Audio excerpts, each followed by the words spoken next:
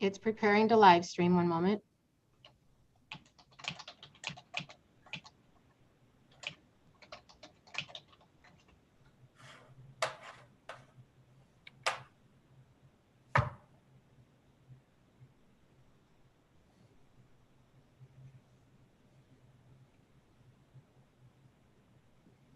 We are live. Thanks, Mary Jo. Good evening, everyone. I'd like to call the meeting of the Finance Committee to order. Mary Jo, can you call the roll? Ron Van Kirk. Here. Kathy Pucci. Here. Andy Selhertz. Here. Thank you. Okay, very good. All right, so the first item on the agenda this evening is, I didn't see no minutes, right, Mary Jo? No, I'm sorry. Yeah, okay, I see your note there's about. Okay, thank you. All right, the first item on the agenda is Ordinance 2021-7 on second reading, and also the sister ordinance resolution 2021-5. The first one repeals section 13505 of the Brooklyn Codified Ordinances Petty Cash Funds. The second one adopts the City of Brooklyn Petty Cash Funds and changes the TILS policy. There's no changes as far as the amount of funds that are in those. It's just a little bit of a housekeeping item that Tom addressed in the last meeting. Are there any comments or questions on that? Good. Okay, all right, and those are both on second reading. Next is resolution 20-21 is on second reading, but we also want to pass this by suspension of the rules. And this is authorizing the mayor to enter an agreement with Simvay LLC to provide IT professional services for the city of Brooklyn. And we talked about this at the last meeting as well. And the company that we used to be with is no longer in business. And so this would be a new company. And that monthly service fee is $7,916.50. All right, are there any additional comments or questions regarding this? Ron, I just want to correct you just for the record. The company's in business. They have just lost a lot of their staff. So it's been sorry. Oh, thank you. Okay, I thought they were out of business. I'm sorry. Yeah, thank you for that correction. They probably wouldn't appreciate that, me saying that. So, okay, thank you for that correction. All right, are there any other comments or questions on that? Motion Move to recommend adoption by emergency. Second. To recommend council adopt by emergency, Ron Van Kirk. Yes. Kathy Pucci. Yes. Andy Selhertz. Yes. Right, and my apologies to that company. It was certainly not intentional. All right, under new legislation this evening, the first item we have is resolution 2021-7. This is authorizing a cost share agreement by and between the Northeast Ohio Regional Sewer District and the city of Brooklyn. And this is for a reimbursable funds amount of $5,000 that will go towards the Sewer District Community Cost Share West Creek Conservancy membership. Right, are there any comments or questions regarding this piece of legislation, this resolution? All right, it is on first reading. Next is Ordinance 2021-8, amending section 13503, adoption of the investment policy of the Codified Ordinance of the City of Brooklyn. And Mr. Ragu sent out an email, either I believe it was the end of last week or maybe it was yesterday. I'm not sure exactly the time when he sent it out, but he had mentioned this. It's in accordance with a memo that was sent out by our law director earlier this month. And again, it's to make sure that we properly codify our investment policy. And again, nothing has changed with the last update. Anything I need to add to that, Mr. Raguse? No, that's perfect. Thank you. Sure. All right. Any additional comments or questions from the committee? Nope. All right. That is on first reading. All right. Next up is Ordinance 2021-9. This is on first reading, what we hope to pass by suspension of the rules this evening. This is authorizing the mayor to accept a quit claim deed for the real property known as permit parcel 432-02013 from Cleveland American LLC and a Delaware limited liability company, Holdings Cleveland American LLC, and so on and so forth. I read the whole thing, but Mayor, you want to talk about this one or have someone discuss this one?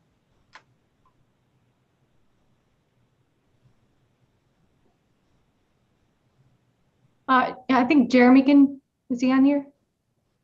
Yes. Yep. Okay. Yeah. Jeremy, that's fine. Yep. Whoever you want, that's fine.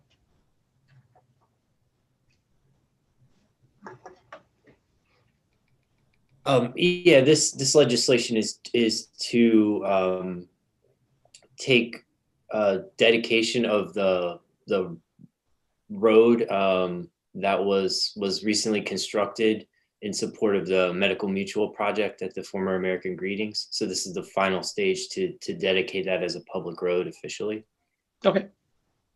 All right. Very good. Any comments or questions from the committee on that? All right. I'll make a recommendation that council adopt by suspension of the rules this evening. Second. To recommend council adopt by suspension, Ron Van Kirk, Yes. Kathy Pucci, Yes. Andy Selhertz. Yes. All right. Next is ordinance 2021-10. And this is first of 3 ordinances in regards to notes. And this one is for an amount not to exceed $751,000. And this is to pay the cost of the roof for the recreation center. We talked about this at the budget meeting this year. And again, it's to retrofit a portion of that roof. It will be from the Capital Reserve Fund as a source of repayment. And it will be amortized over the life of the roof, which is 20 years. Anything need to add to that, Mr. Raguse? No, that's exactly what we talked about previously. Nothing has changed. The cost remained what we thought it was in the October 19th budget work session, and we'll be advertising it over 20 years. Okay, very good. Anyone else on council or on the committee, excuse me, have anything to want to add or question? Okay, that is on first reading. Next up is ordinance 2021-11. And this is an issuance of the sale of note for $1,680,000. And this is to pay the cost of the extension of the American Road. And again, we've talked about this at length, where we'll use TIF financing for this. And we're not exactly sure about all the values and all that stuff yet. We'll find that out here at a future date. But that, again, this is what we had discussed at the budget meeting. Mr. Raguse, anything else? No, as I mentioned, due to the delay in assessment from the county, we are not expecting any incremental value to pay off the debt associated with this property and the project. So my recommendation is that we have about $147,000 in the fund this year. My recommendation is to pay down $100,000 this year, add on the additional $30,000 or so in interest, leave a minor fund balance, and then going forward, we should know the value later this year. So we'll be able to pay off the debt based upon the incremental revenue that we will receive in future years. So that will be my recommendation on this going forward. It's a little bit different than we previously discussed a couple of years ago when we initially issued the notes. My only question, I think you answered, you said that will be valued later this year, you said? Correct. The Okay. baseline should be set to be collected next year. So the incremental value should be assessed for this year. Okay, very good. Fair enough. Thanks, sir. Thank you. May I ask a question? Yes, go ahead.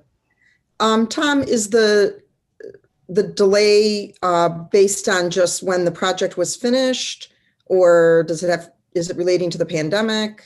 My understanding, and Jeremy and I have talked about this and have discussed with the county, our understanding is that it's related to the pandemic. Thank you. Thank you. Okay. All right. Very good. That is on first reading. Right then, lastly, this last ordinance 2021-12. This is a note for not to exceed $560,000, and this is for the reconstruction for Rodone Road as well as Rodone Alley. And this again is for an amount of $560,000. And again, this is a continuation from a previous year with a pay down of $280,000 anticipating for this year. All right. Anything else, Tom, I missed on that one? No, this is going exactly as we planned as far as the pay down is concerned. Yes, sir. Okay. Anyone else on the committee have anything they need to add? Okay, that's all that we have on our agenda for finance. Mayor or Mr. Raguse, anything else? No, I'll go over, I included my January financial report. I'll go over that at the city council meeting. Sounds good. Mayor? One update I would have is the internal committee of mayors and managers that are highly impacted by municipal tax changes from COVID should people get taxed from working at home versus working in the city that they should be working. Not much movement has been in the state on this. There are 3 pending court cases, 2 in Columbus, 1 in Hamilton County, and 2 in Franklin County. The 2 in Franklin County will consolidate likely, and they're very slow going. So there hasn't been any movement on any of these 3 court cases other than the consolidation. As far as RETA updates, typically they said they have about 1,200 filings per year in a normal non-COVID year for people filing to get taxed for working at home. So far this year, they've had 30 filings. Obviously, they're looking at this knowing that this is going to increase dramatically. This is only the beginning of the year. People really haven't begun to file taxes that much. So they really won't know until probably mid-year, if at all, the impact just for those who are going to take advantage of it to preserve their rights. One issue is, mayors want to see something put in the budget. There are the state senators, many of them don't understand the issue as a whole. So we're going to go on an educational campaign to make sure that they understand the impact of each city and the loss and just the overall loss for everybody. Even if you're in a city that may benefit, the income taxes are going to be down everywhere. So kind of shifting is not going to make sense. And I'll keep you updated, but this is going to be something we're going to be talking about for the next year. And I don't really foresee much of an update. Hopefully, maybe we can push something in the June budget for the state, but that may not happen as well. That's it. Okay. Thank May you, I be Mayor. recognized? Yes.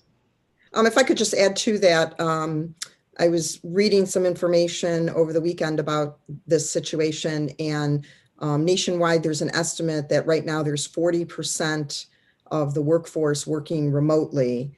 And in the 60%, it doesn't mean that there's 60% who are actually working at a workplace, because that 60% also includes people who are out of work.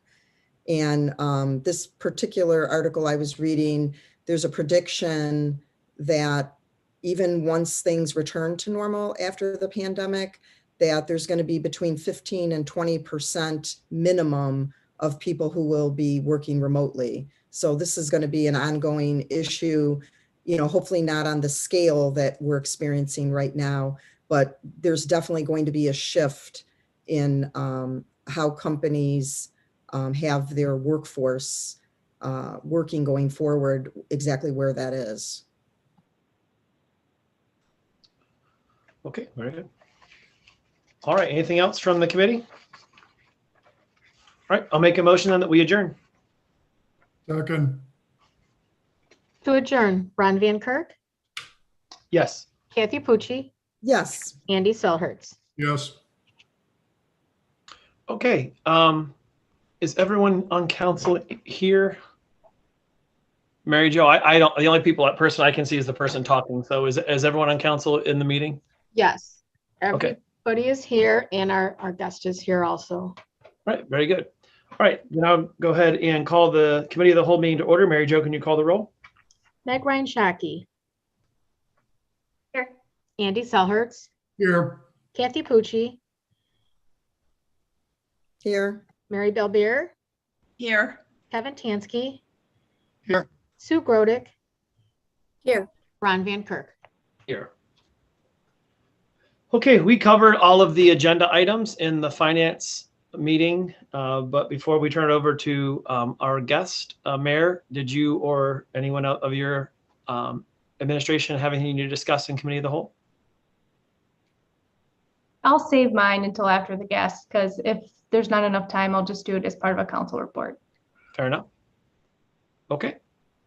All right, then, Mr. Selhertz, we'll go ahead and turn it over to you, and you can introduce your guest for this evening and welcome him. you're ready. Going to introduce Kerry Wilson. He's the gentleman I've been talking to you all about, that we've been working with Real Term Energy. He has a staff of a couple other people that we've been dealing with, going through the maps, and you'll see these things. Kerry Wilson's a managing director of business solutions.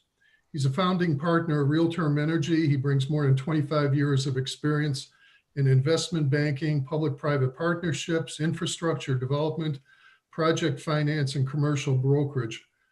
Kerry has a BA in economics from the University of Victoria, British Columbia, and an MBA from McGill University in Montreal, Quebec. Kerry's impact upon the firm was acknowledged by an invitation to speak at the World Bank in Washington, D.C. about Real Term Energy's highly successful work in developing and delivering their firm's joint procurement model throughout Ontario. And with those words, we will have Kerry Wilson. Hello all, can you all hear me? Yes, so thank you, Andy. I'm Mary Gallagher. It's a pleasure to speak to the council today. I wish it was under more complete circumstances, meaning we still don't have the information that we really want to be able to update from our last proposal, which may or may not have been circulated to all of you here. So what I'm going to do here is just sort of give you a brief view of what we've found so far, what we're waiting for, some of the implications, some of the costs, and some go forward steps, if that's all right with you. Now, I'm just going to share a presentation that I have here. And thank you for that, Andy. I haven't taken that trip down memory lane for a long time. So.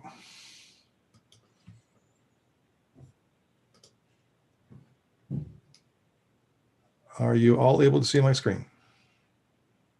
Yes, sir. Okay, perfect. Thank you. Okay, so as you know, we were contacted, or we were basically working with the city for a year and a half or more, looking to do a proposal for an LED upgrade. Now, of course, the fixtures are owned by First Energy, but we needed to get a proper audit of what you actually had. So we were supplied with a list of lighting assets from the city, which to do a preliminary proposal, which we did. However, like every one of the 350 municipalities we've upgraded, the accuracy of this inventory is questionable. I'll come to that, where the gaps are. It's very normal that there's a gap in inventory. The records for your records versus the utilities records versus the billing records, they always have to get reconciled. So also what we want to do when we go to a city is collect vital information such as the height of the fixture head, other sort of ground conditions which just aren't normally kept in anybody's inventory, as well as taking a snapshot of every single light that's there. And so we want to make sure that this audit is able to optimize the energy savings. These assets are going to be on the poles for 20 years or so. You might as well get the most out of them now. Optimize the lighting levels to ensure safe and effective lighting post-upgrade. So we dispatched a field surveyor back to Brooklyn in mid-September. I think he spent 3 days there, and Andy was instrumental in helping him sort of go to where the questionable spots were. And we collected a lot of attributes for each light. And then we've been working with the utility and the city since, trying to true up that database to ensure a more accurate count of the owned lighting assets by the city. The attributes that we actually collected, these are all the fields that we collected. We added our own identifier to each one. That's fixture type, what type of technology is on there now, the existing wattage, the lamp height, arm length, road classification, the kind of pedestrian activity that's there, names of streets, where the wires were, what the poles were, any other attributes on the thing on the pole, such as telecom equipment, etc., and any comments that the surveyor captured in the field. So I can report now that the count that we have thus far is there are 424 NEMA heads and 630 Cobras and 17 decoratives. And the technology is primarily mercury vapor or high pressure sodium, with a small number, 201 or about 19%, that is actually already converted to LED. The map, this is a sort of a magnified map of it. I'm not able to zoom in and out on this one, but I can assure you, and Andy's seen this as well as Tom, I believe, that you're able to pinpoint down to each light on these points and determine, who's the owner and what those dots mean of different colors. The bottom line is that on the utility inventory, we have 942 lights that are on their records as belonging to the city of Brooklyn. There are 129 lights that are not on the utilities inventory, but likely belong to the city of Brooklyn. And there are lights that are on the utility inventory that do not belong to the city of Brooklyn. And there are some that are not on the utility inventory, and they also don't belong to the city of Brooklyn, 266 of those. Those are likely to be private lights. So the total number of lights that we surveyed was 1,377. Now there's still a number of fixtures that we're waiting for confirmation on, and it's a little bit frustrating. It's taken a very long time, read months, working with the utility, trying to collaborate this data. We should have the information, well, I've been promised it by the beginning of March. So the total number that we were awaiting a clarification on from the utility, whether they exist, who owns them, the type of fixture, is 137, which is bang on 10%. But we actually believe, based on what we think the utility is going to come back with, that the likely number of fixtures to be upgraded to LEDs, so these are ones that are not part of the 201 that have already been upgraded, the likely number to upgrade is about 870. Now, this is based on the proposal that we spent back in the fall, and the number here is 928. As I say, that number is going to drop down to about 870 or so. So about 50 lights are going to come off this. And the reason that we've put, this is what the existing stock was that we had, before we've actually done this. We haven't had a chance to recalibrate based on the utilities clarification of everything. So the ones that are in yellow are ones that we believe that if you use proper design. Let me take a step back. The utility is a very efficient organization for doing things quickly, in the sense that they want to do the upgrade in the simplest way possible. So if there's a 100-watt HID fixture, that's high intensity discharge or sodium, that they would want to put up with 50. In a lot of cases, we believe, we looked at the files for the GE fixtures that they want to put up. In 184 of these cases, we think a 30-watt will be perfectly sufficient and meet all the recommended guidelines for light distribution. Same thing with the 150s. The utility would want to put up a 90. We think you can get perfectly good lighting with a 50. There's 15 of those. And then at the 250 watts, the utility would want to put up the 130-watt equivalent. We think a 90-watt. This actually adds up to be something material. These numbers will all change a little bit based on what the final reconciliation is. As I say, that number is going to go down by about 50. But if by using design, we think we can have increased savings and actually put better lighting on the road.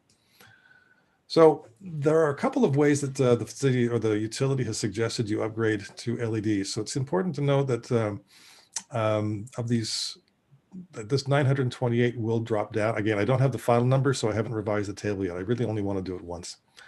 So there's an upfront payment that you can do to do your LED upgrade, or you can do it monthly on bill financing over 5 years. So the per fixture fee. By the way, I should stop there. Does anybody have a question? I can't see anybody, but does anyone have a question that they would want to ask based on what I presented just now? Okay. So there is two ways to finance. So one is an upfront payment and one is over time on the bill. If this is based on the 928, the final number will be smaller. So the per fixture fee was based on $242 per fixture. So the total LED upgrade cost will be $224,000. Again, it'll be lower with that lower number versus doing it on bill over 5 years, $287. The delta to having them finance it, this is the bottom line. The delta of having them finance it is over $60,000. If you have the resources to pay it up now, obviously it's far better than paying those the financing charges over time. In this particular table, we've also put in our fees for the actual survey and doing the design work, because that will actually become part of your total cost. So if you do the proper design and the survey, 243 versus 306, that's just the straight purchasing of the LEDs. Adding controls, and we can have a discussion about that. Adding controls has a couple of options. One is to pay for the controls. Now the controls is more than the 928 because you're going to want to put, hang on, I shouldn't say you're going to want to. Of the total number of lights in your inventory that you do own, something around the 1,100 mark, you may not want to put controls on all of them. You have to sort of designate which ones you want to put controls on. It's not just the ones you're going to upgrade to LEDs because you already have some LEDs. So do you want controls on that? So I don't have firm numbers on that yet. I can't give you an accurate picture yet. We will be able to at the end of this. But based on the number that we have here, that you could purchase the controls for $141,000 on top of the other costs as a one-time fee, and then you pay 77 cents per month in perpetuity. The other way of doing it, and that's when I say in perpetuity, that number is going to get reset, but it's always going to be a monthly fee. The other way is to have it again on bill financing, where the whole package is paying $2.81 monthly. So over a 10-year period, which I've done for 120 months here, the delta is about $123,000. So far better to prepay it now than have them finance it. That's the bottom line. The city actually gave a breakdown of this, which I'm going to present to you here. This was given to us in the fall. This is your current existing, electricity and generation. So the fixture charge plus the generation, totaling 131,000. If you were to do the 928 LEDs by doing the $224,000 up front, you'd end up saving something like $25,000, $28,000 a year. Again, we believe that that delta can be pushed up by $5,000 or $6,000 per year over the term. If you want to convert to LED smart controls, that would be putting all 1,071 lights, again, numbers to be verified. If there's a zero prepay on that, you would actually lose money. There would be negative savings. Whoops, I'm sorry, negative savings on that to use the total financing option. The third option, again, these are their numbers, would be putting the $141,000 up front and having that monthly charge. You'd be saving something like $18,000. So the delta to look for here is about $10,000 per year lost savings just to rent essentially the smart controls. So one has to, we can talk about the merits of putting the smart controls in. Let me just finish this last one. Yeah, so this just sort of summarizes what your total spend is today. It's about 165,000. We anticipate with their methodology, the one-for-one replacement, it would drop down about 136. And by doing proper design and substituting those fixtures for the lower wattage ones, again with no loss of safety, we think we can save another $5,000 a year out of doing design. The design part comes as to which ones we do. So there's a excuse me, the discussion about smart controls also leads to smart controls, by the way, allows you to dim. We can't quite get the metrology, meaning the meter that's embedded in each smart control. I'll take one step back. A smart control sits on top of it's this thing here. That's a smart control. Don't worry about this device for a second. That's the smart control. So that allows you, it has a two-way communication with a central control, which tells the status of the light. Is it on? Is it off? Is it powered? Has it had a loss of power? Is there, depending upon the devices the chips you put in, is it tilting, which could mean a pole knockdown? Has it been there an overvolt or an undervolt? Or is the fuse gone? Is the luminaire gone? It has a two-way communication, which the benefit of that is that you don't have to wait for someone to call, the light's not working or the day burner or whatever else. And have it report then back to the utility, and they come back, diagnose the problem, then go back, bring out the part to fix it and fix it. In most circumstances, will tell the central control what's wrong with the light. So it requires only one truck roll. It's the maintenance incidents should be a lot lower with these controls. It's also a communication network for other devices. It's a backhaul. And I would say that in the municipalities that we're doing now, 3 years ago, it might have been 1 in 10 was putting in smart controls. Now it's between 40 and 50%. It sort of makes sense to put them in. That's up to you. And again, you don't have to put them in all locations. So the utility has an experimental system. What they will do, you cannot use the metrology for billing purposes. So whatever the meter is reading, 120 volts or whatever, or how many watts rather, how many kilowatts. You can't use that for billing purposes. But what they will do is they will say, tell us of your total park, of your total inventory, tell us which ones you want to dim between what hours. So let's say we take 600 lights and you want to dim those from 100% down to 70% or 60% or whatever on and that would be every night. And then they will calculate what those savings will be and bill you on that basis. And once a year, you're able to designate a change in that status. So they'll tell their building people to just to preset what the savings are. They're not actually reading the metrology. They're just you're dimming them down, but they will recognize that in advance. So they will do that. Now we'd have to look with the utility to find out where exactly you'd want to dim them down to what level, et cetera, et cetera. And there's various profiles you can do. You can have it dim slowly down as the evening wears on. Between midnight and 4 o'clock in the morning when there's far fewer people on the road. There's a number of different profiles we can do, but once we set the profile, it'll be locked in for the year. This is going to take some negotiation with the utility, but at least they're open to that. This thing here, this Near Sky 360, this is this device here. That's something which you add to certain locations, which is an Ethernet communication device with into which you can log environmental sensors or cameras or motion sensors, the IoT devices that we're talking about, or in that sort of the smart city context. The fact is that almost all of these devices can be mounted separately with a separate power source and don't necessarily need to communicate through this internet controller, this Near Sky 360.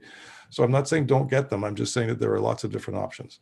So I'll give you an example of what air quality monitoring could be. Certain units, it depends on the accuracy you're wanting, and it also depends if air quality is what you're looking for. Certain units would be that can monitor certain particulate matter. Others don't monitor particulate matter, but they'll monitor nitrous oxide or carbon dioxide emissions. The degree of accuracy is a measurement here. The cheap ones, not cheap, the less expensive ones tend to run around $6,000, $7,000. And the more things you want it to measure with a higher degree of accuracy, they get towards $50,000 or $60,000, 5060. They can get very expensive. Cameras is another option to put on. I know that we were looking at that before. I think we had the police chief on one of the calls we had back in the fall. Some of those can be $4,000 or running up to $10,000 or $20,000, depending upon how much of the onboarding data analytics you want to have on, and things like motion sensors. I actually don't have a price for that. So the thing that I want to, this particular device here, it can be connected through a Wi-Fi or cellular. That tends to be expensive. Much preferable to be doing it through an Ethernet connection, and that would be purchased separately from the utility. I don't know what their pricing is going to be. My guess is it's going to be $2,500 or so per device. This is another element to beyond the audit, which I'm actually just not quite prepared to talk about yet until I have all the data in.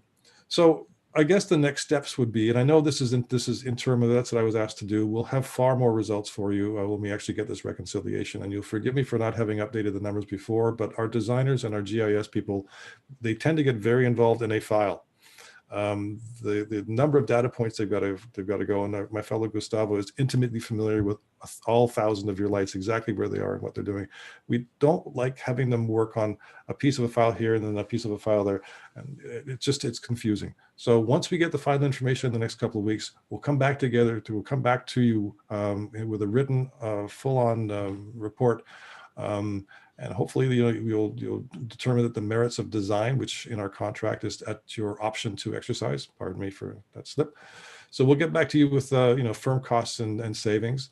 If you agree, we'll design the new locations. We'll look at the smart controls and the feasibility of it with you. I will certainly help out with any negotiation with the utility to do that. And then they already sent contracts out for the LED lighting and the smart controls as drafts. I've reviewed them. They're nothing.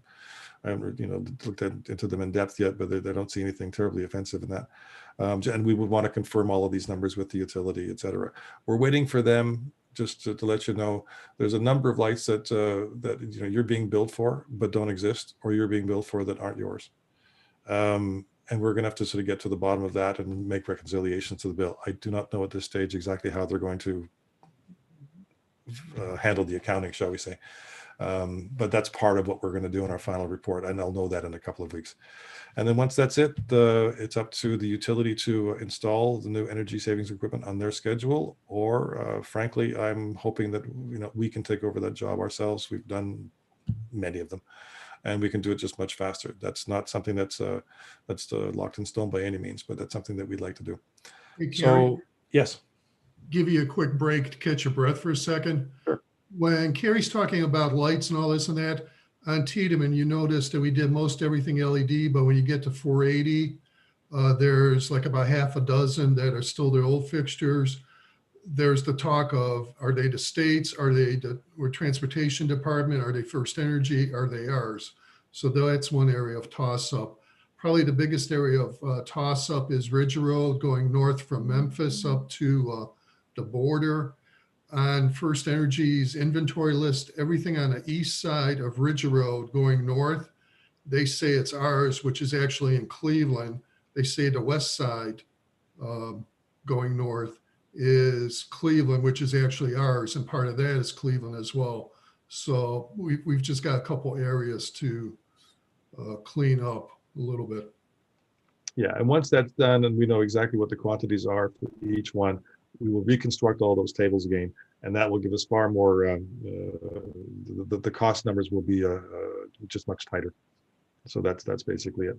So I'm perfectly willing to discuss any and all of what I've presented to you now. I'm hoping that in another month or so, once we get the data back from them, that we can actually have this with real numbers, and I can explain and go into much more detail of real things, if that's okay. But by all means, if you want to ask me anything that I can answer, I'll give it my best. Yeah, thanks, Kerry. That was excellent, and I think we'll hold any of our questions until after we have everything settled, so that we can get there. But that was very thorough. Thank you so much for doing that. It's very tedious work, so thank you for taking the time and for doing Yes, that. it is. There's a lot of moving parts. It shouldn't be, but there's a lot of moving parts. Yeah, you don't even think about it. Just they turn on at night and they shut off in the morning. That's pretty much all everyone thinks about. So thank you so much. You're very welcome. Am I free to go now? Is that true? May I be recognized? Yes. Can you please make sure that you forward the PowerPoint presentation to us, Mr. Wilson? Be happy to do that. Okay. And we don't hear much about McGill in this area too much, but I know what a good university it is. It's my grandfather actually attended there. Oh, really? Mhm. Oh, thank you. I liked it. It's ancient history now. An MBA in 1993. My God, my first exercise for the IT course was writing an email for the first time. We had no computers in the class, nothing. Anyway, that's another story. All right. Well, again, thank you so much, Kerry. I appreciate that, and we'll look forward to having you back when everything's all set. Terrific. And I'd just like to give one final thanks to both Andy and Tom, have been very, very patient with all of this, and they've had to be. So thank you again. And I was going to say thanks to Andy as well. I know this has been a labor for what, 2 years now or something like that. So thank you so much, Kerry. All right. Have a good evening, everyone. Thank you. See you soon. All right. Thanks, Andy. All right, Mayor, we've got about 5 minutes. Is that enough time for you to give your whatever you want to discuss? Or you want to wait till council? Sure, I'll knock off a few things. Okay. Otherwise, we'll just be sitting here. Okay. So Stickney Creek restoration, the one thing, we haven't seen any construction there because Biohabitats has been waiting for a permit from the Army Corps of Engineers, which has taken over 130 days. But they finally received that permit with a little pushing. So you should see some construction happening this week. Board docs, Mary Jo, I don't know if she sent out an email. She'll be training you on the updated version. Just a warning, I know we were looking forward to writing notes, but the notes are really on the agenda only. I don't think it goes as far as people thought. So, but there are some other features that you may find helpful. We're going to use one of the newer features to kind of outline the new building of City Hall and Police Station. So you could tag each piece of legislation or each minutes and show people, we've been talking about this for, so many months now, and they can go in and open up any documents that were passed in relation to that project. Just an update in the service department. We've hired a new service garage worker, Brian Kostranzik. Hope I pronounced his last name. He's actually a part-timer in the recreation department now. So he'll be moving over full-time. The one employee that was on sick leave will likely be out on disability permanently with pension in the next couple of weeks. I need to get an update from the service director about that. But one thing we talked about is kind of that gap of being on payroll and hiring another employee. So it looks like that gap won't be only a 2-week overlay on those 2 employees. I talked about a project labor agreement with the new City Hall Police Station early on in this process via email. Talked about the union city, what we are, and the benefits of making sure that we sign a PLA if we choose to go down that road. Talking it over with our CMR, we really don't need to sign a PLA. This will be entirely a union job because of the state requirements. So that is something that we could kind of take off the table for now or permanently. We have a printed city newsletter going out hopefully next week. We've been working on some things Because of the timeline of that project, we were able to do kind of a history of our city halls, the first one and the current one and the build on, but we're not going to actually have a plan on there. And so we'll save that for our next printed newsletter. I know that we talked about communication and we'll get into that a little bit more after the March 8th meeting, and then a little bit a month later in schematic design. And what else? Oh, I know Jeremy sent out an email about the marketing information. Just want to remind everyone, our new website will be launching March 5th, and I'll probably repeat that in the council meeting in case people don't watch this. So we're excited about that. We're hoping it's much more user-friendly of a model than we have right now. It's something that we heard over and over in our surveying of residents. Jill, my assistant Jill, and Jeremy have taken the lead on that. It's a lot of work. They had to do a lot of the training, but now they're able to change things, add things. So even if it launches March 5th, it will likely be close to done, but they're gonna move things around as they see fit, and they're able to do that. And then the last thing I had is I sent everyone an email about Marty Bayer leaving us, unfortunately, to go to Parma, but kind of taking a look at that position to see if we can explore making that a full-time job and broadening the job description. So I heard back from one of you. It's something I'd like to have a dialogue about.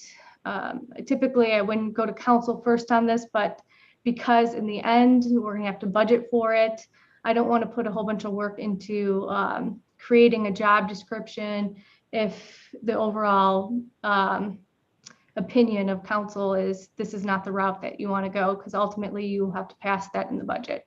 So I'd like some feedback on that whenever you have a chance. And that's it. Thanks, Ron. Sure thing. Thanks, Mayor. All right, that I think will conclude our agenda. Does any other directors have anything to add for committee of the whole? I guess I should ask that first. All right, that will conclude our agenda then for committee of the whole. And so I will make a motion that we adjourn. Second. To adjourn, Meg Ryan Shaki, Andy Selhertz, Yes.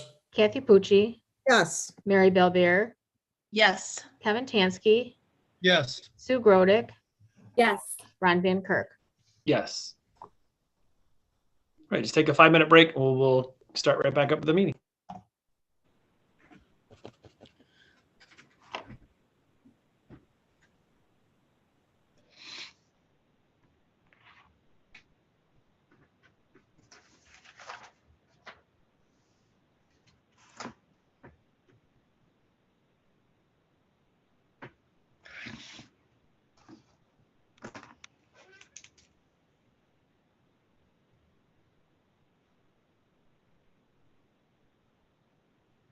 Hey, Gia.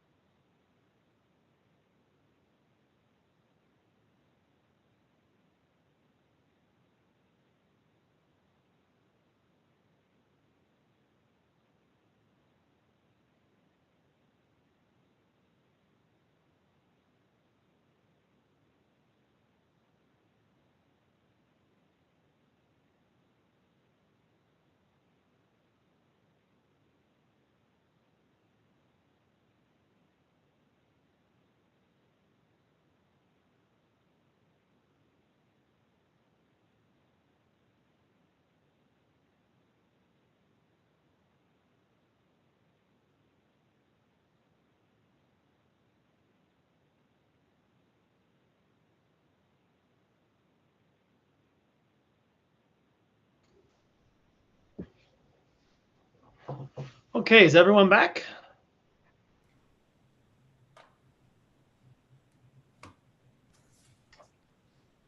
Gonna say yes. Mary Jo, are you there? It looks like, yes, I'm here also.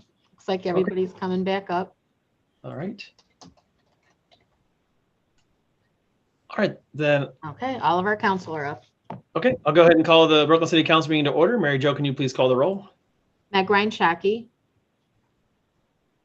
Here. Andy Selhertz, Here.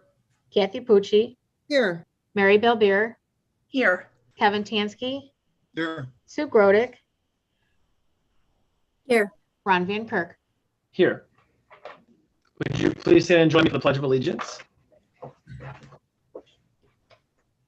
I pledge allegiance to the flag of the United States of America, Republic for which it stands, one nation, under God, with indivisible, with justice for all. liberty, justice for all. Thank you. Our opening this evening will be by Councilwoman Kathy Pucci. Thank you. I know that last meeting, we observed a moment of silence for the victims of COVID-19 and their families.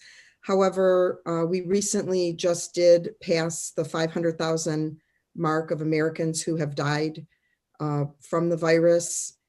And this is more Americans who have died in a single year of the pandemic than in World War I, World War II, and the Vietnam Wars combined.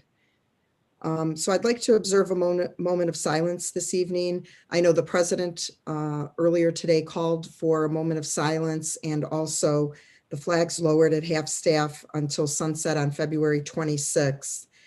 So for the victims of COVID-19 and their families, those who are suffering from the various after effects, which can be quite serious, and also those who did not have COVID, but yet still were not permitted to have their loved ones with them, either during serious illness or during their final days. Let us please observe a moment of silence.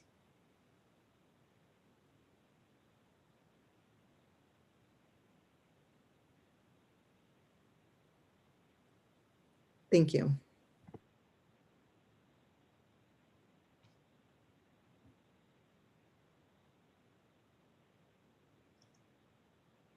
Ron, you're muted.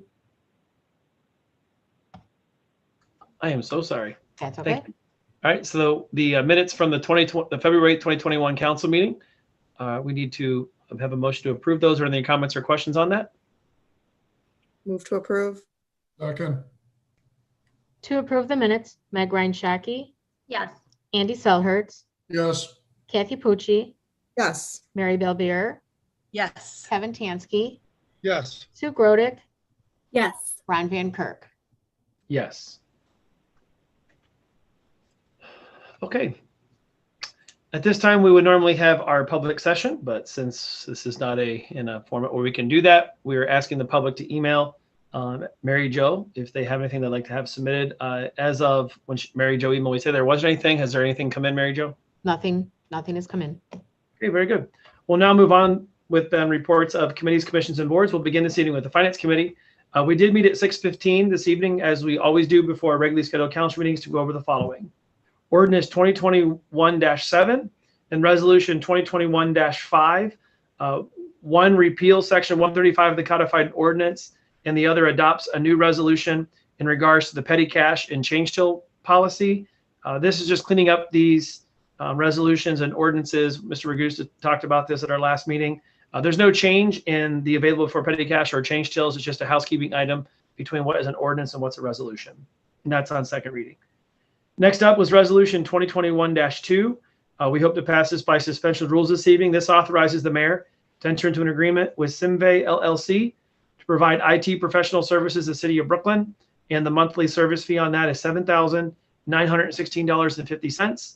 The committee did unanimously recommend that council adopt. Several items under new business on first reading. The first of which is Resolution 2021-7. This is authorizing a community cost share agreement by and between the Northeast Ohio Regional Sewer District, the city of Brooklyn. And these are reimbursable funds up to $5,000 for the West Creek Conservancy membership fee. Secondly is Ordinance 2021-8, amending Section 135.03. And this adopts an investment policy in this codified ordinances of the city of Brooklyn. Next is ordinance 2021-9. This is on first reading, but we hope to pass by suspension of the rules. This authorizes the mayor to accept a quitclaim deed for the real property known as 432-02013. And this is the final phase, the dedication of the new portion of the street that was built over behind or over off of American Road by the new Medical Mutual facility over there. Then 3 ordinances dealing with bond anticipation notes. The first of which is ordinance 2021-10, and this is for $751,000. And this is to replace the roof at the city's recreation center, not to exceed $751,000, I should say. This will be amortized over the life of the roof, which is to be 20 years. Ordinance 2021-11. This provides for the issuance and sale of a note not to exceed $1,680,000. And this is for, again, the American Road construction. We just talked about it a second ago.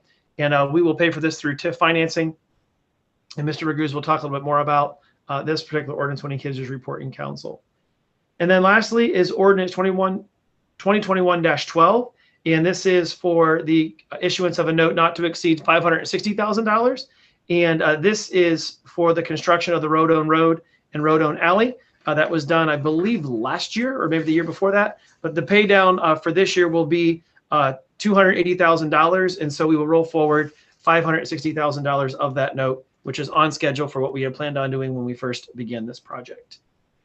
And that is all we had for finance. The finance committee does meet at 6:15 for these virtual meetings. You can log on to where you are right now to watch that. And we meet at 6:15. All are welcome to join in listening to that. With that, we'll move on with the Recreation Board. Councilman Tansky. Thank you, Mr. Bankirk.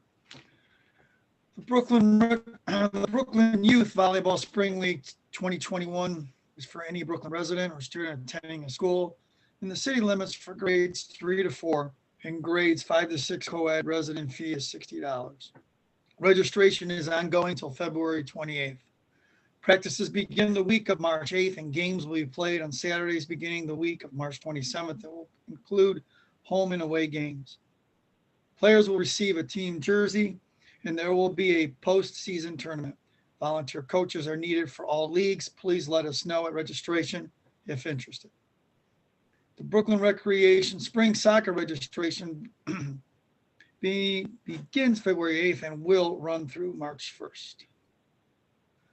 Resident fee $60, non-resident $65. Spring soccer will include ages 3 to 4 co-ed, clinical, ages 5 to 6 co-ed, ages 7 and 8 co-ed. Season dates April 10th through May 22nd, Saturdays from 9 a.m. to 12 p.m. Ages 11U, 13U, 15U, boys and girls. Practices begin the week of March 15th. Games begin April 10th. Our leagues will follow local health department COVID-19 safety guidelines. Registration online, brc.activityreg.com. If anyone interested in coaching, please let us know at time of registration. Please contact our Brooklyn Rec Center at 216-351-5334 for any questions, or visit RECINFO@brooklynohio.gov. And that concludes my report. Thank you, sir. Next up is the Board of Zoning Appeals, and Commissioner Kolsar is not able to be here tonight, so he emailed me the report and I got to find it. So we'll move on with the Planning Commission. We'll come back to that in just a second. Councilwoman Grodick. Thank you. The next meeting will be held remotely on Thursday, March 4th at 6 p.m. That's a change from the usual Wednesdays. There are 2 items on the agenda. The first is a request for fast signs for an illumination channel wall sign for Pulp Juice and Smoothie Bar at 4746 Ridge Road. And the second is a request for Total Image Solutions for a new freestanding sign in the same location as the existing gas station sign at 4295 Tiedemann Road. Just like the meetings for City Council, you can watch the Planning Commission meeting live at YouTube channel. And also, if you have any questions or concerns, you can email them to Dawn Neal before the meeting. dneal@brooklynohio.gov. And that ends my report. Thank you. Thank you, Mrs. Grodick. And I found the email from Mr. Kulsar. So the Board of Zoning Appeals met on February the 18th to hear the following requests. A request from Robert Donegan Jr., attorney for DMAC Realty LLC, for a variance to the paving requirement for a parking area at 7332 Associate Avenue. This request was deferred from the January BZA meeting at the applicant's request. There was no representative for this application in attendance at this meeting. Based on the information submitted, the variance request was denied by the board. A request from Ohio Machinery Company for a 1-foot height variance to the maximum allowable height of 6 feet for an ornamental fence at 9500 Brook Park Road, and this variance request was approved. The next Board of Zoning Appeals meeting is scheduled for March the 18th at 6 p.m. And again, they can be watched right here where you're watching this current meeting tonight. We'll now move on with our school board liaison, Councilwoman Valbier. Thank you. School started back to 5 days a week for all students in grades K through 3 and with the moderate and intensive resource room students. This will run for at least 2 weeks. Brooklyn City school staff has received their first dose of the vaccine. The second dose vaccine is scheduled for March 10th. All students kindergarten through 12 will be 5 days a week, starting with the week of March 15th. And that pretty much completes my report. Oh, the next school board meeting is March 2nd at 6 o'clock. Thank you. Thank you, Mrs. Valbier. The Committee of the Whole met this evening following our finance meeting, as we always do before regularly scheduled council meetings. 2 items I want to review, the first of which we had a presentation from Kerry Wilson, who's a gentleman from Real Term Energy, and he's been working with Mr. Selhertz as well as Mr. Raguse on inventorying the street lighting here in the city of Brooklyn. We have well over 1,000 fixtures, just trying to figure out which ones belong to the city, which ones don't. And we're looking to upgrade those to LEDs. And so he went over some preliminary numbers for that and gave a very thorough explanation. And we hopefully should have some hard data to share within the next month or so. So I want to thank Mr. Wilson as well as Mr. Selhertz and Mr. Raguse for their work on that. And it'll be nice to get all these lights transferred over to LED. I know I live right off of Tiedemann Road, and those LEDs are very, very nice. So it'll be nice to have those around the entire city. All right, that completes the reports for committees, commissions, and boards. We'll now move on with reports of council. We begin this evening with Mrs. Ryan Shockey. Lasagna Love was started by a woman at the beginning of the pandemic as a way for her and her toddler to make and deliver meals to families in her neighborhood who are struggling. In the nearly 1 year since she started doing this in her own community, this has become a national movement where thousands of people are cooking and delivering meals to families in their own communities. I thought this was an opportunity to share with our residents to get involved, whether it's making one of the meals or if you're facing a tough time and could use a night where you don't have to worry about dinner for your family. To learn more about their mission, sign up to volunteer, or sign up to receive a free meal if you're struggling, whether it's financially, mentally, or physically, visit their website, lasagnalove.org. And within the pandemic, they've made sure everything is contactless and set you up with someone in your own community. So it's a great opportunity to get involved, or if you're having a hard time. Again, their website is lasagnalove.org. That ends my report. Thank you. Appreciate that. Next up, Mr. Selhertz. Thank you. Once again, thank you to Kerry Wilson for his presentation tonight. And as Ron mentioned, hopefully we'll get a completed audit report shortly and we can move forward. Keep Brooklyn Beautiful. We have scheduled on the Keep America Beautiful website the dates of cleanups. To see those, you go to volunteer.kab.org. On there, look for the tab that says Volunteer Opportunities. Type in zip code 44144 and put in a distance of 5 miles. You'll get a list of dates that go from April through October. Actually, specific locations that we're working on will determine when they get closer based on the number of volunteers we have. Brooklyn Music Boosters, they're having another fundraiser at Raising Cane's Monday, March 8th, and from 4 to 10 p.m. Mention the fundraiser at the register, and Cane's will donate 15% of sales to the boosters. talking about music, the music department and the choir and the arts department, they're doing Disney's Freaky Friday. There's going to be online sales. It's going to be online viewing weekend of March 11, 12, 13th. You can actually get tickets now. Their tickets are $3 plus a fee. It comes out to about $5.25, $5.50. You can go to showtix, TIX, for the number 4u.com/BHS Freaky Friday 2021 to get tickets. And speaking of online stuff, no, I mentioned it before, the Chamber of Commerce will be doing a Taste of Brooklyn. It's also going to be a virtual on Saturday, May 1st. And when we get a little bit closer, we'll get the details out to you. And that concludes my report. Thank you, Mr. Selhertz. Next up, Mrs. Pucci. Thank you. Good evening. It seems like recently there has been frequent news of residents passing away. I'm sorry to share that longtime resident, Mrs. Mary Murphy, passed away last week. Mrs. Murphy was involved in our community for literally decades. She was safety director, and for many years, she also served as our Democratic ward leader.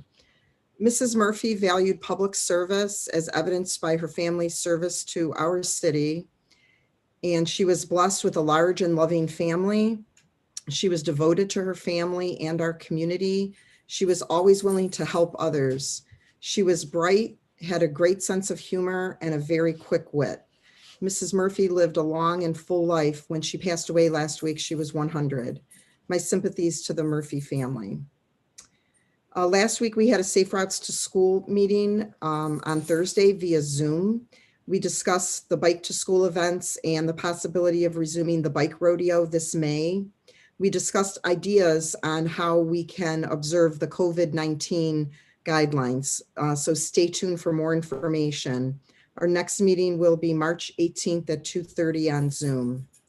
I would like to make sure those in need are aware of the food distributions. Of course, Brooklyn Acres provides food on a regular basis. The Brooklyn Library, in partnership with the Cleveland Food Bank, provides free meals to kids under 18, Monday through Friday from 3:30 to 4:30 during the school year. This is called Kids Cafe. The Brooklyn Library is also a distribution site for shelf-stable items, and the next distribution is Monday, March 8th from 2 to 4. Please register online or call the library to register at 216-398-4600. As of this afternoon, there were about 21 slots still available. Walk-ups are permitted, but supplies are limited. The next scheduled event after that one is Monday, April 12th from 2 to 4. The library can also provide information and in some cases assistance to those in Group 1B to register for the COVID vaccine. I know this has been very challenging for our seniors because all of this has to be done online. So you can either stop in the library or call for assistance. One disclaimer, if there's any personal identifying information that has to be supplied, the librarians will not be able to do that for you, but they've had really good success in connecting people who need the vaccine with appointments to get it. And that completes my report. Thank you. Thank you, Mrs. Pucci. Next up is Mrs. Belbeer. Thank you. I too would like to extend my condolences to the Murphy family on the death of their mom. Of course, we all know that she was, I think, the past president of the Democratic Club here in Brooklyn. She was blessed with 8 children, 11 grandchildren, and 18 great-grandchildren. Wow. I think she could be a candidate for Mother of the Year. She was also blessed for living 100 years. In Polish, we like to call it 100 lat, and that means may you live to be 100, and she sure did. She had such a genuine interest in Brooklyn. She was a true tribute to her family. I met her a few times and was always amazed at her spunk and wittiness. May she celebrate the wedding feast in heaven. Eternal rest grant unto you, Mrs. Murphy. I'd also like to thank our wonderful service department this past week. They do such a great job with this terrible weather we had. And I know just being in business, it's always hard to please everybody. Why aren't my driveways done? Why aren't this? But I mean, people need to be a little bit patient. Our guys are fantastic. And we all know, all our residents know that when we enter Brooklyn and we're coming from Cleveland or other suburbs, we know our streets are going to be cleared. So thank you, gentlemen. I'd also like to thank the city and the administrators for sending out the information about applying for the home improvement grants available and listing other housing assistance programs. They are all helpful with beautifying our homes and our city. One in particular that always interests me was the Heritage Home Program. You know, if you get a chance, check out the others. You know, the ones that were on the mailed list, there might be something there that you might be able to use. I'd also like to say that, you know, with the present COVID situation, yes, of course, we all know it and feel it's getting a little bit better, but some people are really out there still hurting. So if you're worried about paying and having trouble paying rent and losing your home, I think if you give a chance to the Legal Aid Society and give them a call, I think the counsel that they have there might very well be able to direct you and help you. And you can reach them at 216-687-1900. And I believe that they might be able to help with the emergency rental assistance and things such as that. So please give them a call if you're despairing now. Lastly, just a quick little COVID news. I have a somewhat of a passion for Dr. Fauci. A lot of people don't like, a lot of people love him. But today he seemed to indicate that, you know, that in order for America to get back to what it was in 2019, many people's baseline for what is considered normal will likely depend on the amount of Americans receiving the vaccine. He also stated that, you know, he himself isn't ready to get together with large family gatherings and, you know, until other people are vaccinated in the family. And I kind of agree with that. He also seems to indicate that we'll be wearing masks into 2022. I hope he's wrong, but chances are if that keeps us safe, I would do it because of all the variants that are coming in. I would like to also share, my husband had gotten the vaccine, the first and the second, through the VA, and they did a wonderful job. He had no side effects, absolutely none. But I do hear of other people that do get the second vaccine and they feel lousy, especially women. Severe headaches, nauseous, aches and pains. And if that's any indication of what COVID is like, that people have suffered, I can only imagine. You know, I hear from relatives, you know, that have been in the medical field that it's so terrible how you feel. So, you know, those are just some things you want to keep in mind. And I know people are on the fence about the vaccine, and I personally am looking forward to it. So I just thought I'd like to share that with you. And that pretty much completes my report. Thank you. Next up, Mr. Tansky. Thank you. Once again, I want to say hats off to our city service department for all their hard work in maintaining our city main roads, side streets, sidewalks, but keeping the plows moving and doing a great job clearing the snow and ice during the winter storms these last few weeks. Your efforts are much appreciated.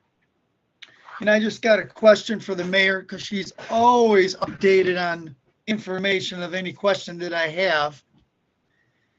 The question I have, because I've been asked a few residents on our Brooklyn library, because I know they wanted a more square footage, bigger library. Can you update us on the any information that you know about the library finding a place in Brooklyn or eyeing up a place in Brooklyn so we don't lose them? I'd appreciate it. And that concludes my report. Thank you. And the mayor can answer that question if she so chooses in her report. Next up, Mrs. Grodick. Thank you. I also would like to add my condolences to the Murphy family. I hope that memories and pride of what Mrs. Murphy was able to accomplish will help them during this time. I'd also like to give a thank you to the service department. I do have, outside of just those of us who live in Brooklyn, appreciating having the clean roads, I do work with colleagues who often are amazed at how clean Brooklyn's roads are once they're getting off 480 and moving into our streets. It's a much easier route to get to work once they hit those Brooklyn streets. They're always complimenting us and wondering how come our streets are so much clearer than theirs. So thank you to the service department for making my short route to work easier and making it easier for a lot of us to get around. I'd also like to talk just a moment about the pandemic and vaccines. Last week, President Biden said that he expects that by the end of July, every American who chooses to get the vaccine will have the opportunity to get that. I certainly hope that prediction comes true. It's been a rocky start, especially for senior citizens. As Mrs. Balbier already mentioned, Dr. Fauci is suggesting this will linger longer than we had hoped, even now that we are getting vaccinated. So I would just recommend to people, I know I've done a lot of research myself as Mrs. Balbier has, make sure that you are going to credible sources. Begin with your own doctor. Your doctor probably knows your medical history best. Social media is not a good source. I've said a few times to some of my second grade Facebook groups, maybe polling each other isn't a great way to decide whether you should get the vaccine or not. And just do research, but make sure it's credible. It's very difficult to sort it out these days. And also, I would like to give a shout out to Dr. Collaris. Anecdotally, I didn't realize this, but as more and more people are asking me when we will be returning face-to-face in school, I really hadn't realized how many school districts were not face-to-face. Through this whole time, we've had very little remote time with students. We've met 4 days a week throughout since we've came back, except for 6 weeks, which were recommended by the Cuyahoga Board of Health. So shout out to Dr. Collaris and the administrators who have really done a good job of researching and getting teachers and students what we needed to be able to be face-to-face. And that concludes my report. Thank you. Thank you, Mrs. Rodick. At this time, then, we will turn over to the mayor. Thank you, Council President Van Kirk. Thank you, Mary, for the shout out about the exterior maintenance grant. I had that on my list to talk about. One thing I would add, if you did not receive it in the mail, that is on the social media and city's website. I don't know about you, my mail doesn't necessarily always come on time nowadays. So that brings me to our city newsletter. Our last printed newsletter that we went out was 3 weeks later than the scheduled date. Even though we put things far in advance on dates, one specific thing, when Santa was coming around, people received the newsletter after Santa came. So we don't plan that. Mail is bulk when it comes out in newsletter form. And because of the mail delay, we try. So this time we put our dates well in advance. So hopefully that doesn't cause any problems. And we try to stay away from dates. So, you know, if you are a frequent rec user, I would sign up for the online e-newsletter. Jack updates that through the MailChimp frequently, sends out alerts. You can have specific ones. When our new website launches on March 5th, you could sign up for those alerts through that. That's also included in the printed newsletter. But yes, our website will be updated as of March 5th. So I encourage you to sign up for whatever alerts you want through email. That is the quickest and easiest way right now when mail is so slow to get all the updates you need. I know Karen at the Senior Center has some dates on there, but she typically does robocalls to remind seniors. And now she's contemplating maybe going back to a printed one-pager front and back for her mail list of 900 people. Which is pretty cost efficient when it's only 900 people. So We're trying to get information to you as quickly as possible, but take advantage of those email alerts through the rec center, through the city's website, so you can stay on top of things. I know on the agenda tonight is a community cost share for West Creek Conservancy. They have been a terrific partner through Stickney Creek and other grant and restoration projects throughout the city. Ask every time we use our community cost share dollars is what's our balance. So I received that from Regional Sewer District. Our current balance is $567,000. We have a couple projects that are upcoming, but that's a healthy amount. It's something we should be looking at for of reinvesting back in our community, a little of that money.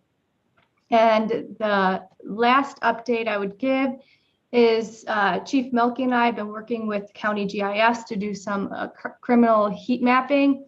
It's using GIS, as you saw with the street lighting, could be really advantageous for cities. I've also sent you a model of parcel numbers that they worked on that breaks down residence parcels, the building projects, who your reps are. And I will be launching that on the website as well. And with the GIS, we could pinpoint where crimes happen, where traffic accidents happen. We can model around that. Back in the day, they used to do little tabs on a chalkboard or whatever, the pin board, and that's just not an efficient way to do things. So I'm really excited about this. If we can get there, we've met with the county sheriffs, and they're working on some back end things. The only way that this can be successful is if our data continually dumps into there and updates every week or so. So we're looking at that to take our little model that we did for Brooklyn, work with the county sheriffs, where all the data is going right now for almost all of the cities, updating that and letting cities use their little crime heat mapping, one for on the police end, so they can see patterns and stuff.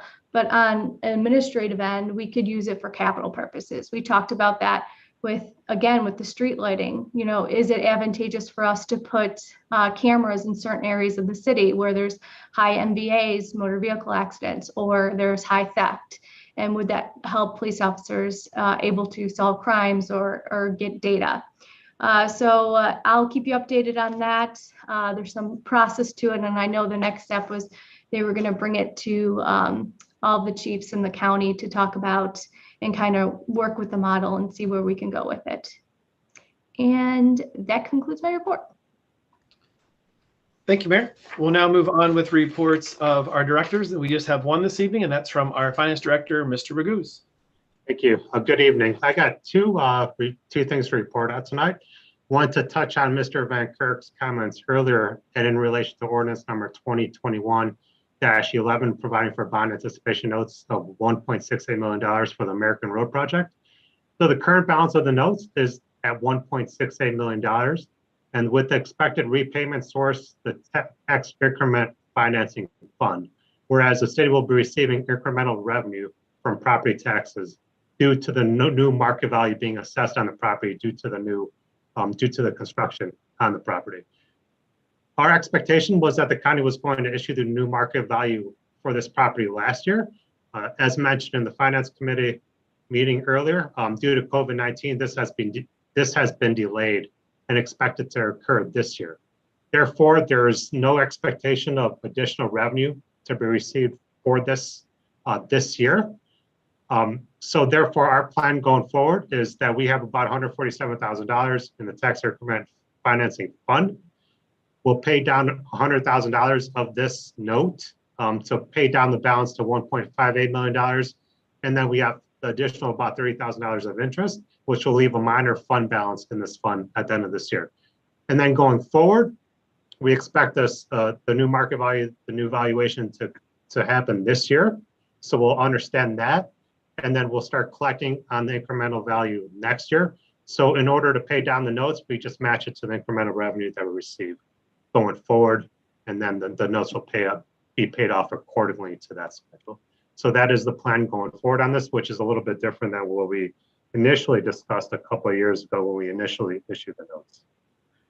And then also I included as part of the board docs packet, the January financial report. I just want to provide a brief summary of the financial report in relation to the general fund for January 2021. So overall revenues are about 11% of the estimated amount, which is 24 more percent more than prior year. Much of this, all of this has to do with the net profit distribution, one-time net profit distribution received of $679,000 that I reported out at the last meeting. So that was a substantial net profit distribution received, $679,000, of which about $590,000 is related to the general fund. So on the bottom half, the overall commitments are at 22% of the budgeted amount. As in prior years, much of this has to do with encumbrances. We encumber a lot of funds at the beginning of the year to pay costs such as healthcare going forward. So you see that in the financial report now, even though those are future expenses. Overall, commitments are 3% less than compared to January of last year. Overall, this takes the general fund unencumbered balance down to $14.5 million, a decrease of about $1.9 million. Again, much of that has to do with encumbrances as part of the January financial report. So I also included estimated losses as it relates to COVID, just a brief update on that. Overall, estimated losses gross of $1.9 million, of which estimated $1.7 million in the general fund. Net loss, estimated net loss of about $950,000, taking into account the revenues that we received and the financial assistance that we received through January. So overall net loss, $950,000, general fund total, $752,000. And I also included a summary of the distributions that we received from RITA for February. Overall good news. The one item that I do want to point out is that withholdings, we all know withholdings represents the largest revenue source within the income tax revenue line item. Withholdings increased from January 2020 to January 2021 of $173,000, which represents a 14% increase, taking into account any non-recurring one-time revenue. So that's just baseline reoccurring revenue sources. So increased $173,000, a strong indicator, hopefully a signal to future gains as well. So that includes my report. Are there any questions from City Council? Thank you very much. Thank you, Mr. Raguse. All right, did I miss any of the directors? I only have Mr. Raguse down for a report. Anyone else of the directors need anything they need to add? Nobody else said they had anything. All right, thanks, Mary Jo. All right, very good. We'll then move on with our legislation this evening. The first item. Ron, I'm yes. sorry. Oh, yeah. Right. Yep. I was going to kick it back to Kevin's question. Go ahead. I forgot. I missed Councilman Tansky's question on the library. I didn't see my own chicken scratch when you mentioned it, so I apologize. Just to kind of go backwards to remind people where this library conversation came. This started in the master plan process. The library mentioned that their current facility is too small. Although Brooklyn is only 11,000 residents, Brooklyn branch for the library is the home to 30,000 residents area wide. We are a popular branch. They see this as an opportunity to expand and provide more services. If you've been to libraries elsewhere in the county, and Mrs. Pucci could probably attest to this more than I can, they have a lot of work services that they provide. They'll have some libraries have print shops or special business-oriented things, or there's just services specifically for children in certain areas. So whatever your area kind of demands the need, they will try to fill those gaps on kind of the social end of things. So currently they're 15,000 square feet on Ridge Road, and they would look to expand to 24,000 square feet. So typically what's happening in other communities, you saw this with Middleburg Heights, Warrensville Heights, the newer branches, what's happening is the city would donate land and then the library would pay the capital cost of building the building. I did circle back to the executive director, Tracy Strobel, on this issue because we've talked about a civic center here as part of the master plan. The city hall and the police station is well in progress, is on the way. So we need to talk about next phases. And I know I sent city council an update on this. So she is very interested in continuing this discussion.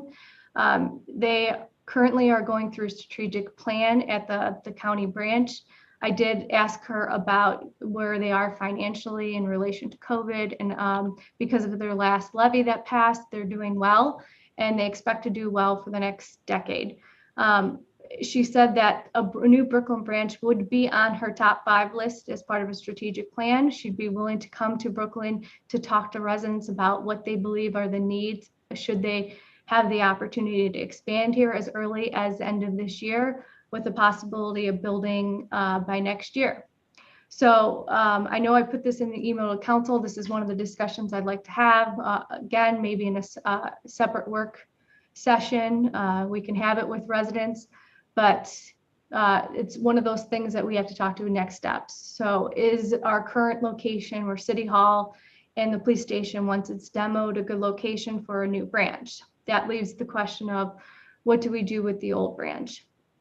Because they don't have that room to expand, just because of proximity to the creek, the lack of parking space, what would happen to that building? They just updated it not too long ago. Way back in the day when that was built, Brooklyn took out notes and the city paid for that building, but that was school land. So as part of that deed, as soon as it's not used for library purposes, it reverts back to the school. So the school would take ownership of that building and land. So that's a conversation we would have to have with the school.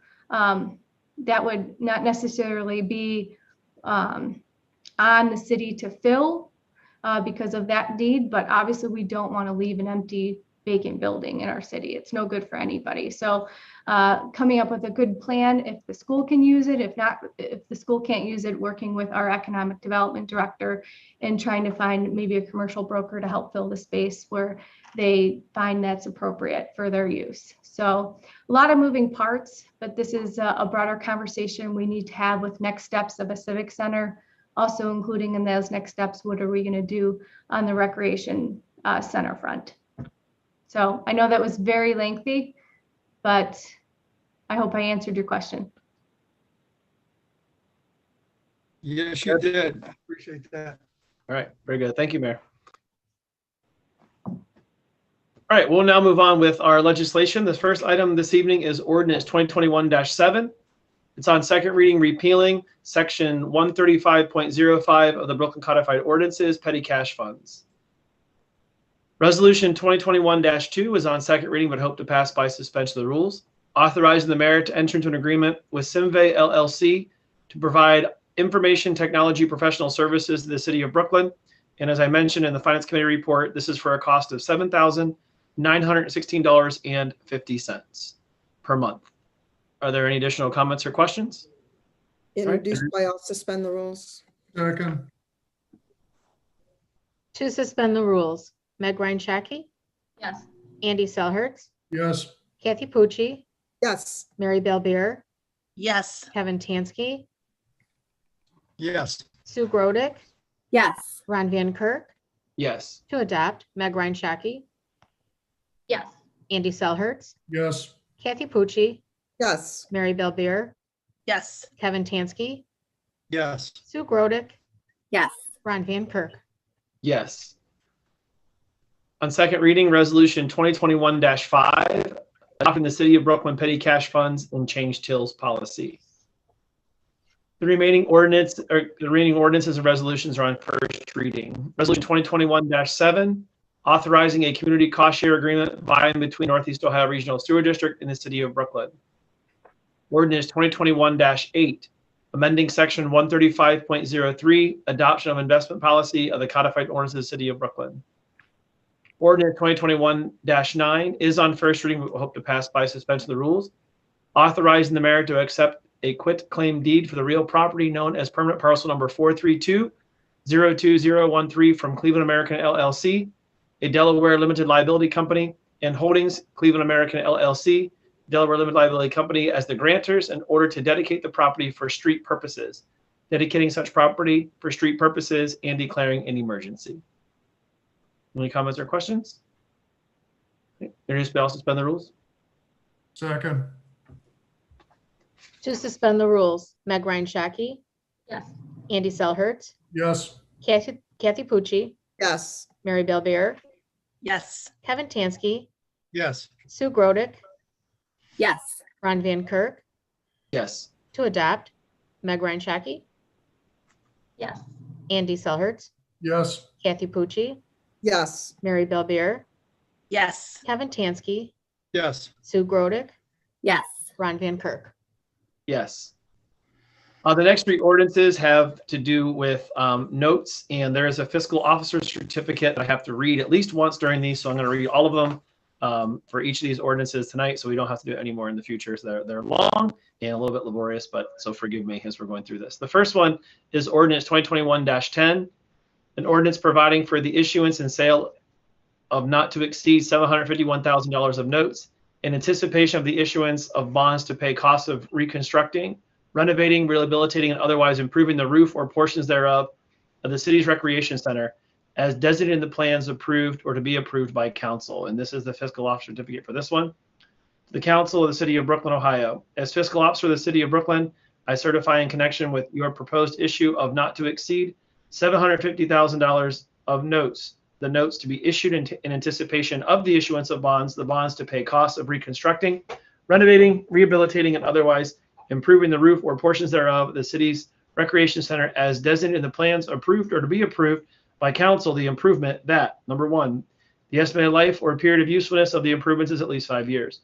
Number two, the estimated maximum maturity of the bonds calculated in accordance with section 133.20 of the revised code is 30 years, being the estimate of the director of the finance of the life or period of usefulness of that improvement. If notes in anticipation of the bonds are outstanding later than the last day of December of the 5th year following the year of issuance of the original issue of the notes, the period in excess of those 5 years shall be deducted from the maximum maturity of the bonds. And number three, the maximum maturity of the notes is 240 months from the date of issuance. It is dated for the date that this will be adopted, and it is signed by will be signed by the Director of Finance, City of Brooklyn, Ohio. Next is Ordinance 2021-11. And this is for an ordinance providing for the issuance and sale of not to exceed $1,680,000 of notes in anticipation of the issuance of bonds to pay the cost of extending American Road by constructing, grading, draining, paving, constructing curbs, gutters, and driveway aprons, installing storm sewers, and making other improvements as designated in the plans approved or to be approved by council declaring emergency. And the fiscal officer's note for this one, the council of the city of Brooklyn, Ohio. As fiscal officer of the city of Brooklyn, I certify in connection with your proposed issue of not to exceed $1,680,000 of notes, the notes to be issued in anticipation of the issuance of bonds, the bonds, to pay costs of extending American Road by constructing, grading, draining, paving, constructing curbs, gutters, and driveway aprons, installing storm sewers, and making other improvements as designated in the plans approved or to be approved by council. The improvements that, number one, the estimated life or period usefulness of the improvements is at least 5 years. Number two, the estimated maximum maturity of the bonds calculated in accordance with section 133.20 of the revised code is 20 years. If notes in anticipation of the bonds are outstanding later than the last day of December of the 5th year following the year of issuance of the original issue of the notes, the period in excess of those 5 years shall be deducted from the maximum maturity of the bonds. Number three, the maximum maturity of the bonds, the maximum maturity of the notes is May 23rd, 2039, which is 20 years from May 29th, 2019. The date of the issuance of the original notes issued for this purpose, and it'll be dated February or whatever date that it gets signed by the Director of Finance, City of Brooklyn, Ohio. Next is Ordinance 2021-12 on first reading, an ordinance providing for the issuance and sale of not to exceed $560,000 of notes in anticipation of the issuance of bonds to pay costs of reconstructing road-on road and road-on alley and declaring emergency. The fiscal officer certificate for this one to the council of the city of Brooklyn, Ohio. As fiscal officer of the city of Brooklyn, I certify in connection with the proposed issuance of not to exceed $560,000 of notes, the notes to be issued in anticipation of the issuance of bonds, the bonds to pay costs of reconstructing road on road and road on alley, the improvement that, number one, the estimated life or period of usefulness of the improvement is at least 5 years. Number two, the estimated maximum maturity of the bonds calculated in accordance with section 133.20 of the revised code is 20 years. If notes in anticipation of the bonds are outstanding later than the last day of December of the 5th year following the year of issuance of the original issue of the notes, the period in excess of those 5 years shall be deducted from that maximum maturity of the bonds. Number three, the maximum maturity of the notes is June 7th, 2037, which is 20 years from June 7th, 2017, the date of issuance of the original notes issued for this purpose, dated February, whatever date it's signed, Director of Finance, City of Brooklyn, Ohio. that concludes our agenda for this evening. Does anyone on council, the mayor, any other directors have anything they need to add? Okay, I'll make a motion then that we adjourn. Second, To adjourn, Meg Ryan Shaki, Yes. Andy Selhertz, Yes. Kathy Pucci, yes. Mary Belvier, Yes. Kevin Tansky, Yes. Sue Grodick, Yes. Ron Van Kirk. Yes. Thank you. All right, thanks everyone. Have a blessed evening. Thank you. Have a good evening, everyone. Bye. Bye. Thank you. Have a good evening.